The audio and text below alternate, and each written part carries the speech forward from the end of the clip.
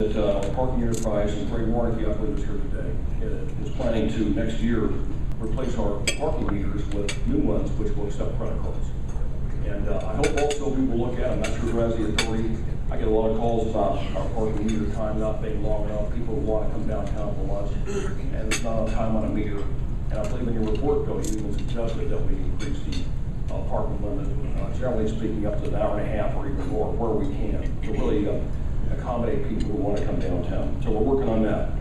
You may have heard recently that my wife Susie and I are partnering with Mark Bennett, who's here this morning, on a homeless initiative, working with Albemarle and Bill Hibble initially, and ultimately all the stakeholders in helping the homeless. We must do a better job of helping people who are homeless.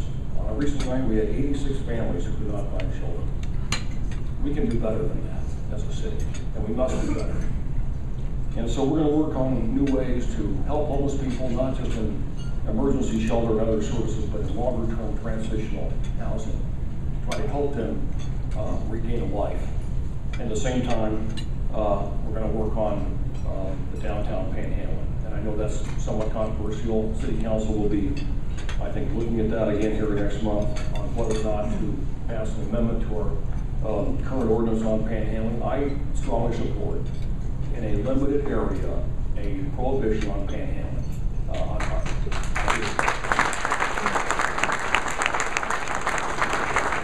I'm with those folks on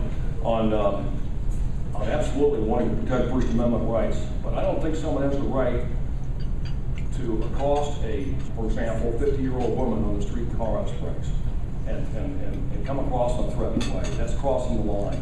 If we can, on the one hand, do a better job of helping homeless people with services, hopefully in a consolidated way, and I believe not right here at this location, then hopefully some of that will change. And as you know, panhandling typically is not done by homeless people, I'm told by our police department.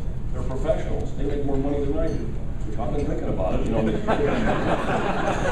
If you follow on.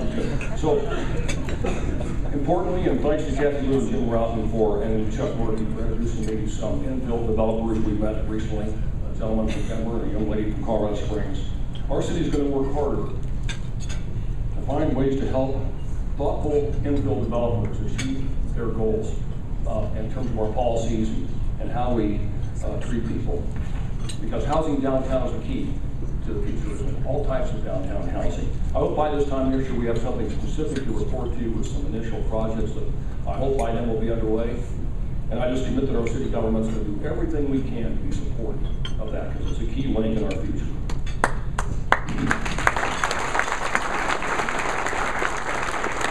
We're also continuing to work on several possible downtown acres, entertainment acres. It's no secret that I'd love to see the Sky Sox come downtown. They haven't certainly made that decision. There's a lot of work to do.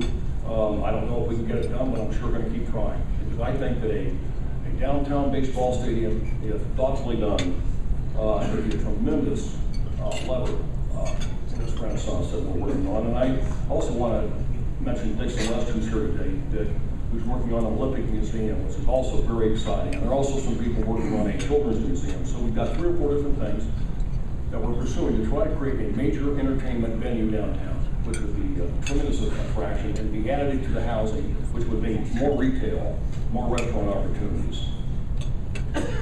One of the things that's important downtown, that is not quite as obvious, but is there is the I-25 and Cimarron interchange. Sally Clark and Amy Lathan and I just met this week to talk about that.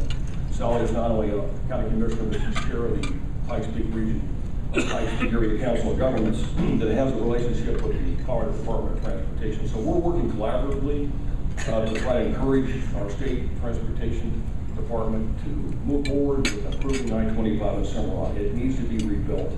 It's dangerous, it's congested. By having a new interchange there, we will facilitate the renaissance of downtown. So I look forward to working with you more on that. Just a few more things.